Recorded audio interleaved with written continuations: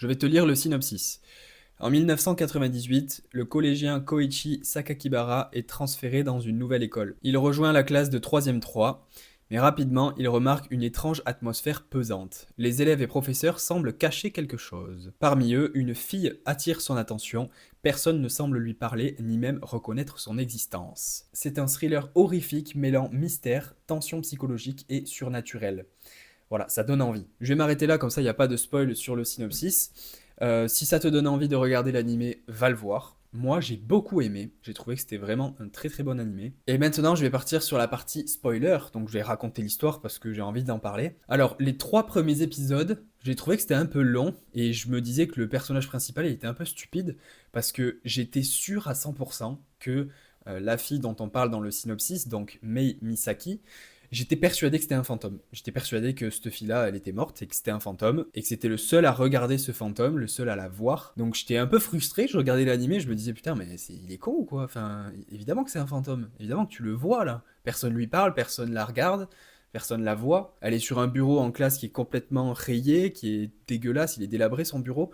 C'est le seul qui est comme ça. Donc j'étais persuadé que cette personne-là, c'était un fantôme, qu'elle était morte. Et il s'avère que non. Et franchement, déjà, j'étais un peu surpris. Donc l'épisode 4, je crois que c'était, ça commence à devenir vraiment intéressant parce qu'il s'avère que non, c'est pas un fantôme. Donc l'histoire commence à devenir intéressante à partir de ce moment-là pour moi. Parce que je me dis, ok, c'est-à-dire que tout ce que je me disais qui était chiant depuis le début, c'est pas vrai. Donc je vais faire table rase de ce que je pensais depuis le début. Et il commence à se passer des dingueries.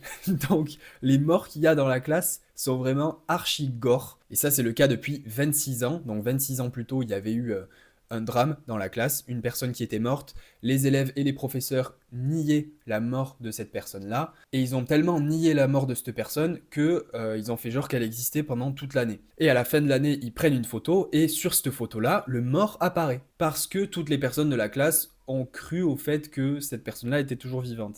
Et donc ça, c'est le début de la malédiction. Et depuis 26 ans, il y a des morts qui commencent à arriver. Et pas que des gens de la classe. Des gens de la classe et des gens aux alentours, dans leur famille. Donc ça peut être le cousin d'une personne qui est dans la classe, la mère d'une personne qui est dans la classe. Donc bref, assez tragique comme destin. Et donc dans cette classe, bah, t'as la malédiction.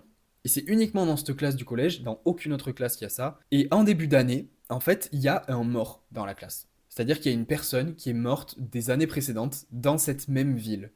Et cette personne-là, elle est dans la classe. Elle fait partie des élèves normalement. Et s'il n'y a pas assez de bureaux pour accueillir cette personne-là, de ce que j'ai compris, alors la malédiction se déclenche. Et quand je dis bureau, c'est une table avec une chaise. C'est-à-dire que s'il n'y avait pas cette table avec cette chaise qui était prévue pour accueillir une autre personne, donc la personne morte, bah alors la malédiction se déclenche.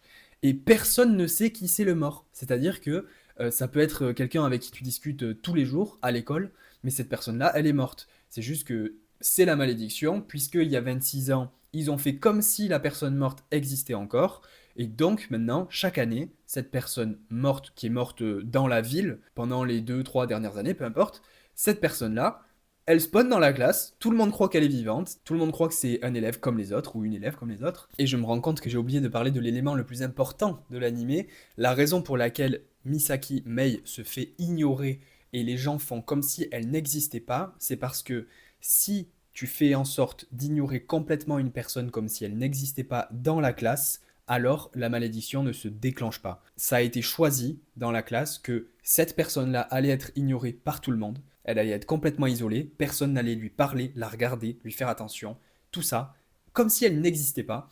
Et si on fait ça, la malédiction ne se déclenche pas. Sauf que si quelqu'un se met à considérer cette personne-là comme quelqu'un de vivant, alors la malédiction se déclenche. Et quand Koichi arrive dans le collège en milieu d'année, il comprend pas pourquoi tout le monde ignore cette personne-là, Misaki Mei. Il se met à discuter avec elle. Tous les élèves sont en mode arrête de discuter avec elle, on va pas te dire pourquoi, mais arrête. Il comprend pas, il continue de discuter avec elle. Et la malédiction se déclenche, on croit qu'elle se déclenche à ce moment-là, parce que justement, il a fait exister une personne dans la classe qui était ignorée et on faisait en sorte qu'elle n'existait pas. Vu qu'il a fait exister cette personne-là, ça fait que dans la classe, il y a trop de gens, il y a trop de gens par rapport au nombre de bureaux disponibles, et donc la malédiction se déclenche. Mais ça, c'est ce qu'on croit pendant toute l'histoire, et finalement, à la fin, t'apprends que la malédiction, elle était déjà déclenchée depuis un petit moment. Et donc, t'as des gens qui meurent de manière accidentelle, mais les accidents, c'est une dinguerie. La première personne, t'as son parapluie qui vole, il se plante dans les escaliers, elle tombe sur son parapluie en se faisant planter dans le cou, il y a du sang partout, t'es en mode, mais qu'est-ce que c'est que ce bordel? Le mec aussi qui était assez gore, c'était le prof. Je pensais que les profs étaient un peu immunisés à ça, mais pas du tout. En fait, il n'y a pas que les élèves, il y a les profs aussi. Et le prof, il arrive en classe, il sort un couteau et il se tranche la gorge. T'es en mode, ok. Et là, t'es un gosse et tu vois du sang qui te gicle sur la gueule, t'es à l'école juste. Oh là là, quelle horreur. Et donc l'histoire avance, elle avance, elle avance. Et à un moment donné, il y a le grand-père du personnage principal. Il est devant un hôtel AUTEL, tu vois, un hôtel où tu pries les personnes qui sont mortes. Et il dit un truc face à cet hôtel-là. Il dit pauvre telle personne et telle personne. Et la première personne qu'il plaint, donc qu'il prie, c'est sa fille. Sa fille qui est morte. Et la deuxième personne qu'il prie, c'est la sœur du personnage principal. Et je me dis, mais pourquoi il prie la deuxième personne? Elle est là, elle est là dans la maison, on la voit. Je comprends pas pourquoi il l'a pris, il est devenu. Il a perdu la mémoire ou quoi. Bref, t'as les épisodes qui avancent, tu vois, je laisse passer, je me dis, bon bah, ok, c'est peut-être un truc bizarre. Et au bout d'un moment, t'as un élève de 15 ans en arrière, d'une autre promo, qui à l'époque avait réussi à stopper la malédiction. Et donc, comment il a fait, sans faire exprès, il a tué le mort. Et quand on dit il a tué le mort, ça n'a pas de sens. C'est cette personne-là qui est morte, elle est dans la classe parce qu'il y a la malédiction, tout le monde croit que c'est une personne normale.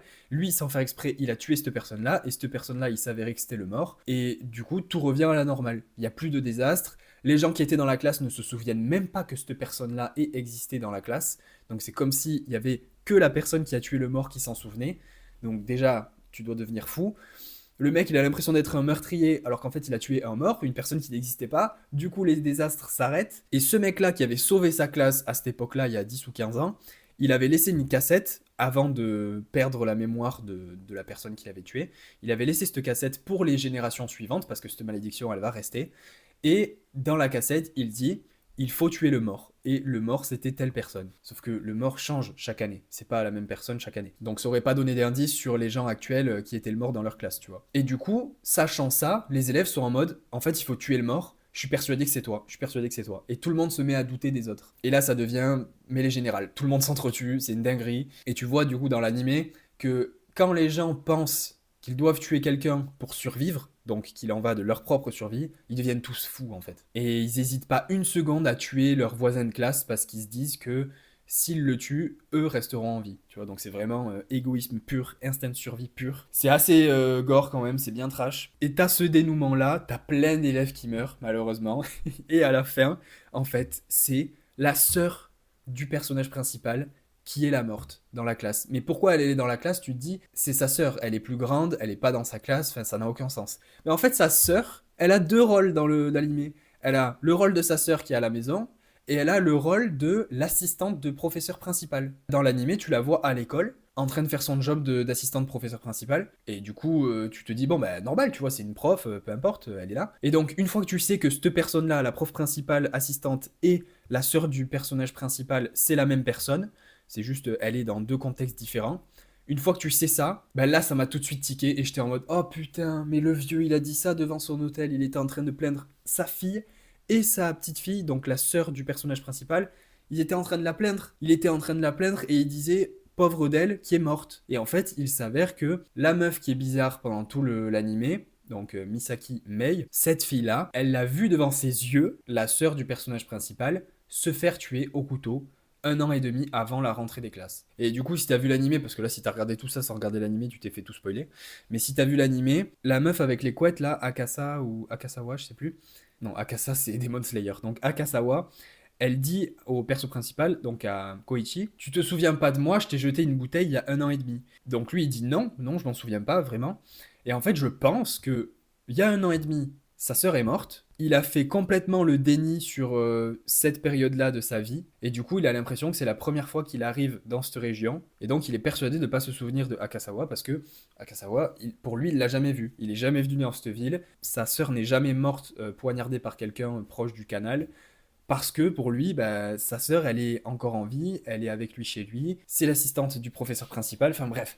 Du coup, jusqu'au dernier épisode, en fait, tu comprends pas trop ce qui se passe, tu peux soupçonner tout le monde, et il y a que à la fin qu'on te donne la solution. Et en fait, il y avait eu un indice, c'était ce grand-père qui, devant son hôtel, disait ma pauvre fille et ma pauvre petite fille. J'ai pas du tout l'habitude de regarder ce genre d'animé, moi je suis plus shonen, on va dire, dans l'ensemble, mais j'ai kiffé, c'est 12 épisodes, c'est vraiment très très cool. Il n'y a pas de suite, il n'y a pas besoin de suite, toutes les années seront probablement similaires.